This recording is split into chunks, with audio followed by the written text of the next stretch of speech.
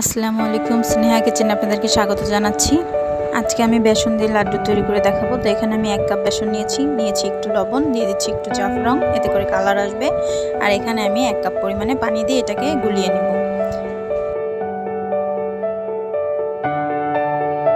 বেসনটা ভালোভাবে গোলানো হয়ে গেলে এবার আমি একটা কড়াইতে বেশ কিছুটা দিয়ে দিচ্ছি, দিয়ে এবার এক এক করে আমি বুন্দিয়া স্টাইলে ভেজে নিচ্ছি।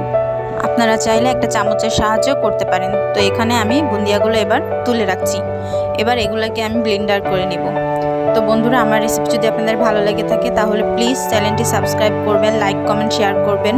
তো এখানে আমার বুন্দিয়াগুলো ব্লেন্ড করা হয়ে গেছে। তো এবার আমি একটা প্যান কড়াইতে 1 কাপ চিনি দিয়ে দিচ্ছি আর দিয়ে দিচ্ছি কিছুটা পানি।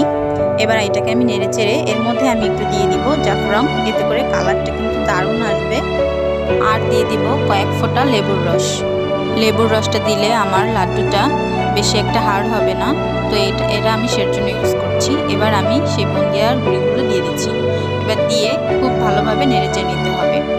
এর মধ্যে আমি কিছু কুচি করা বাদাম দিয়ে দিচ্ছি আর দিয়ে দেবো 1 চামচ ঘি। আপনারা চাইলে বাড়িয়ে কমিয়ে দিতে পারেন। ব্যাস, এবার নামিয়ে নিব। এবার হাতের সাহায্যে গরম গরম গোল আকৃতি করে নিব। লাড্ডুর উপর থেকে আমি একটু বাদাম দিয়ে ডেকোরেশন করে নিয়েছি। তো সবাই ভালো থাকবেন, সুস্থ থাকবেন। আল্লাহ হাফেজ।